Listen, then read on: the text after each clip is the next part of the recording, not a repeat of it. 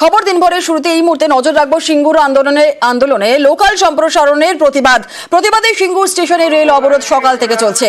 হাওড়া সিঙ্গুর দুটি লোকাল সম্প্রসারণ আর আজ থেকেই একটি লোকালকে তারকেশ্বর এবং অন্য লোকালকে হরিপাল পর্যন্ত করার সিদ্ধান্ত। দুটি লোকালের রুট সম্প্রসারণের প্রতিবাদ আর সেই প্রতিবাদেই সামিল হয়েছেন প্রতিবাদে বেচারাম মান্নার নেতৃত্বে এই অবরোধ কর্মসূচি চলছে সকাল থেকে। সিঙ্গুর আন্দোলন লোকাল সম্প্রসারণেরই প্রতিবাদ। আমাদের সঙ্গে রয়েছেন আমাদের প্রতিনিধি রানা, সরাসরি চলে যাব রানার কাছে। রানা, প্রায় 2 ঘন্টা অতিক্রান্ত হয়ে গেছে, এখনো কি প্রতিবাদ কর্মসূচি চলছে? হ্যাঁ জুনালা, দেখো তোমাকে এই মুহূর্তে জানিয়ে রাখি বড় খবর যে এই যে 6:30 থেকে যে আন্দোলন শুরু হয়েছিল, সিঙ্গুর আন্দোলন, যে লোকাল ট্রেনটিকে তারকেশ্বর পর্যন্ত যে এক্সটেন্ড সম্প্রসারণ করা হয়েছিল তারই প্রতিবাদে 6:30 থেকে কিন্তু মন্ত্রী বেচারাম মান্নার নেতৃত্বে বিক্ষোভ আন্দোলন ছিল। রেল লাইনে বসে তারা অবরোধ করেছিল, ট্রেন কিন্তু চালানো হয়নি। অবশেষে রেলের তোমার এই যে যাত্রী যে আন্দোলন, সেই আন্দোলন জেলে কিন্তু সেই ট্রেনকে আবার পুনরায় হাওড়াতে তাকে ফেরত পাঠানো হলো। এক প্রকার বলা যেতে পারে প্রথম দিনের যে কর্মসূচি তাতে কিন্তু জয় একটা নিশ্চিত করলো। তবে রেলের তরফ থেকে এখনো পর্যন্ত সরকারিভাবে কিছু জানানো হয়নি যে এই ট্রেনটি আগামীকাল সিঙ্গুর থেকে ছেড়ে যাবে কিনা নাকি হাওড়া থেকে। আরো একবার একটু পরিষ্কারভাবে জানতে চাইবো রানা তোমার কাছে, যে অর্থাৎ তাহলে ট্রেনটি তারকেশ্বর যায়নি, তাই তো? একদমই তাই শুনেলা, দেখো যেটা নিয়ে সকাল থেকে বিক্ষোভ আন্দোলন ছিল সেই ট্রেনটি কিন্তু তারকেশ্বর যায়নি। সেই তোমার ট্রেনটি সিঙ্গুর আন্দোলন সিঙ্গুর থেকে যে 8:12 যে টাইমে ছেড়ে যাওয়ার কথা, সেই টাইমেই ট্রেনটিকে পুনরায় হাওড়া তোমার অভিমুখে চালানো হলো। তবে রেলের তরফ থেকে কিন্তু এখনো পর্যন্ত সঠিকভাবে তাদের সরকারি সিদ্ধান্ত জানায়নি যে আগামীকাল থেকে এই ট্রেন সিঙ্গুর থেকে হাওড়া যাবে না হাওড়া থেকে সোজা তারকেশ্বর চলে যাবে। জুনেলা, একেবারে বেশ, অনেক ধন্যবাদ রানা। সিঙ্গুর আন্দোলন লোকাল সম্প্রসারণের প্রতিবাদ, আর এই প্রতিবাদেই সিঙ্গুর স্টেশনে রেল অবরোধ সকাল থেকেই চলছিল। রেল অবরোধ হাওড়া সিঙ্গুর দুটি লোকাল সম্প্রসারণ, আজকে থেকে একটি লোকালকে তারকেশ্বর এবং অন্য লোকালকে হরিপাল পর্যন্ত করার সিদ্ধান্ত নেওয়া হয়েছিল এবং দুটি লোকালের রুট সম্প্রসারণেরই প্রতিবাদেই সকাল থেকেই প্রতিবাদ কর্মসূচি চলছিল এবং প্রতিবাদে বেচারাম মান্নার নেতৃত্বে এই অবরোধের জেরে তারকেশ্বর যেতে পারল না লোকাল এবং এই লোকালটিকে ফিরিয়ে দেওয়া হলো হাওড়ার দিকে।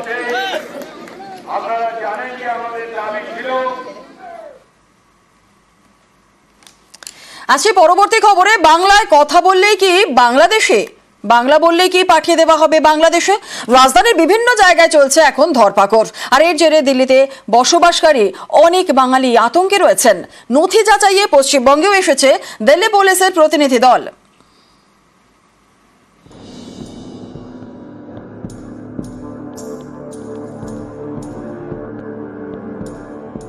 নয়াদিল্লির বসন্ত কুঞ্জ লাগোয়া এলাকা, নাম বাঙালি বস্তি।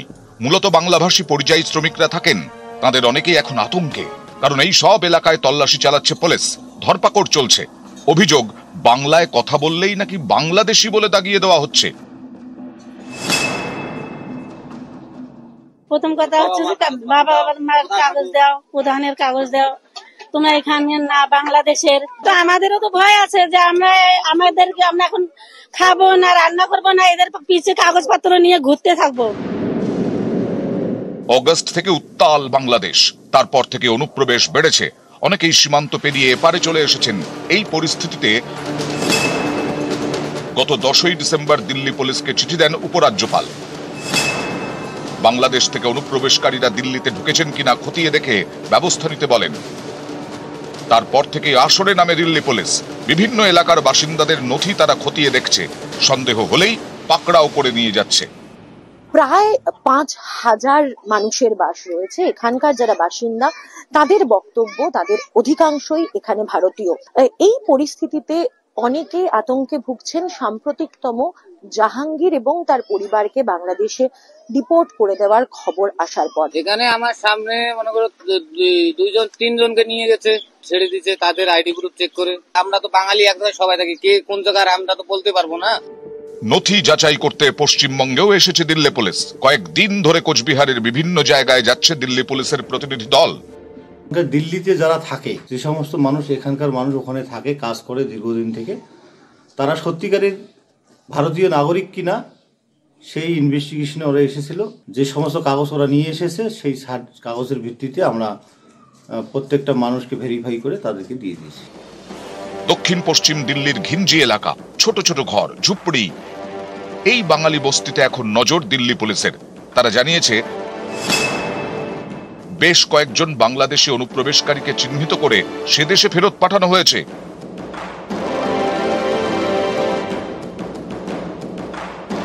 তাদের বক্তব্য খুব স্পষ্ট, যদি এখানে কেউ রোহিঙ্গা বা বাংলাদেশি থাকে তাহলে তাদেরকে ডিপোর্টেশনের ব্যবস্থা করুক সরকার, তাতে তাদের আপত্তি নেই। কিন্তু যারা ভারতীয়, যাদের থেকে এই সরকার ভোট নেয়, তাদেরকে এই হয়রানি করা কেন? যারা বেআইনিভাবে বাংলাদেশ থেকে এদেশে ঢুকেছেন তাদের চিহ্নিত করে ব্যবস্থা নিক পুলিশ, কিন্তু বাংলা বললেই যেন বাংলাদেশি হিসেবে দাগিয়ে দেওয়া না হয়, এটাই আর্জি দিল্লির বাঙালি বস্তির।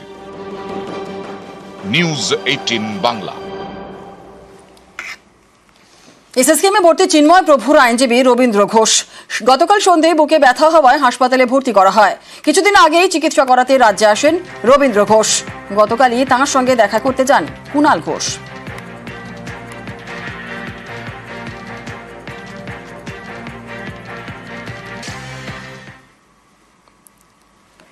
সোমবার সন্দেশখালীতে মমতার বার্তার। গতকাল সন্দেশখালীতে শুভেন্দু। 2024-এর শুরু থেকে উত্তপ্ত হয়ে ওঠে সন্দেশখালী। লোকসভা ভোটে অন্যতম ইস্যু ছিল এই সন্দেশখালী। কথা মতো সোমবার সন্দেশখালীতে যান মুখ্যমন্ত্রী মমতা বন্দ্যোপাধ্যায়। আর গতকাল বিরোধী দলনেতা সন্দেশখালীতে গিয়ে মমতা বন্দ্যোপাধ্যায়কে আক্রমণ শুভেন্দুর। ফের তাঁর মুখে ধর্মের ভিত্তিতে ভাগাভাগির কথা।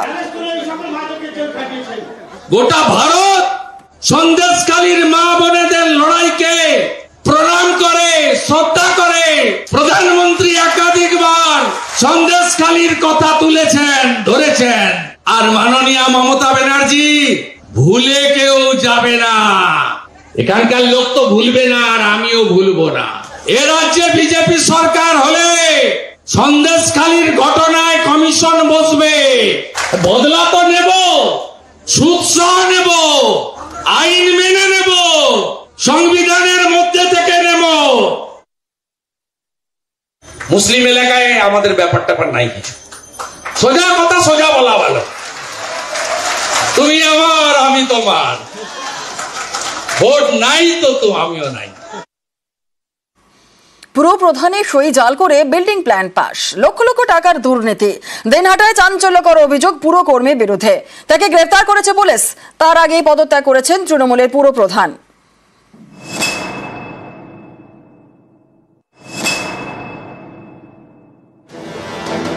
কোচবিহারের দিনহাটা পুরসভা, এই পুরসভারই কর্মী উত্তম চক্রবর্তী, তার বিরুদ্ধে পুর প্রধানের সই জাল করে বিল্ডিং প্ল্যান পাস করিয়ে লক্ষ লক্ষ টাকা কামানোর অভিযোগ। এই নিয়ে দিনহাটা থানায় অভিযোগ দায়ের হয়। এরপরেই সোমবার রাতে পুরকর্মী উত্তম চক্রবর্তীকে গ্রেপ্তার করে পুলিশ।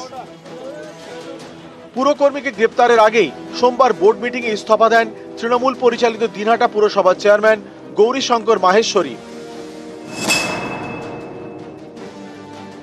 সাধারণ মানুষ প্রতারিত হয়েছে কিছু জাল চক্র দ্বারা পৌরসভার বাইরে। আমি চাই এটা সঠিক তদন্ত হয়ে সঠিকভাবে আসল ঘটনা সাধারণ মানুষের সামনে আসুক, এই চিন্তা ভাবনা করে আমি সরে দাঁড়ালাম। যেহেতু একটা অভিযোগ এসছে এবং পুলিশ তদন্ত করছে, সেই তদন্ত যাতে ভালোভাবে হয় তার জন্য উনি চেয়ারম্যানের পদ থেকে সরে গিয়ে পদত্যাগ করে যে দোষী সে শাস্তি পাবে। জানা গিয়েছে সম্প্রতি এক ব্যক্তি দিনহাটা পুরসভায় বিল্ডিং প্ল্যান পাসের জন্য যান। তার একতলা বাড়ি দোতলা করতে চান, তাই আগের বিল্ডিং প্ল্যানের নথি দেখতে চান পুরকর্মীরা। তখনই সামনে আসে গরমিল। পুরকর্মীদের দাবি আগের প্ল্যান পাসের কোনো নথি তাদের রেকর্ডে নেই। এরপরেই শুরু হয় খোঁজ খবর। তখনই সামনে আসে পুরকর্মী উত্তম চক্রবর্তীর নাম। অভিযোগ, তিনি পুর প্রধানের সই জাল করে এবং ভুয়ো রসিদের বিনিময়ে বিল্ডিং প্ল্যান পাস করিয়েছেন। বিনিময়ে লক্ষ লক্ষ টাকা পকেটে পুরেছেন। এরপরেই তৎপর হয়েছে দিনহাটা পুরসভা। গত কয়েক বছরে যেসব বিল্ডিং এর প্ল্যান পাস হয়েছে, পুরসভায় শিবির বসিয়ে সেই সব তথ্য যাচাইয়ের কাজ শুরু হয়েছে। ম্যানুয়ালি যেসব হয়েছে সেগুলো ভেরিফিকেশন, আর যেটা অনলাইনে হয়েছে সেটাকে দেখে তার নাম্বারগুলো এন্ট্রি করে খাতায় এন্ট্রি করে সেগুলোকে ছেড়ে দেওয়া হচ্ছে। এবং এখানে এসে দেখলাম আবার ওই আরও নতুন 4টে কেস পাওয়া গেল, যেগুলো দেখে আপাত দৃষ্টিতে মনে হচ্ছে যে ওইটা জাল। পুলিশ এনকোয়ারি করে দেখে আমার বাড়িতে পুরো প্ল্যান পাস করেছিলাম উত্তম চক্রবর্তী দিয়া। হ্যাঁ, আজকে এসে দেখি আমার কাগজটা জাল, সেটাই আমি ইনকোয়ারি করতে আসছি। উনি আমার বাড়িতে যা বললো এইটা এলাকা আমার কাছে সব করাইতো। কত টাকা দিয়েছিলেন? 50,000 টাকা। কোচবিহার থেকে শুভঙ্কর সাহা, নিউজ 18 বাংলা।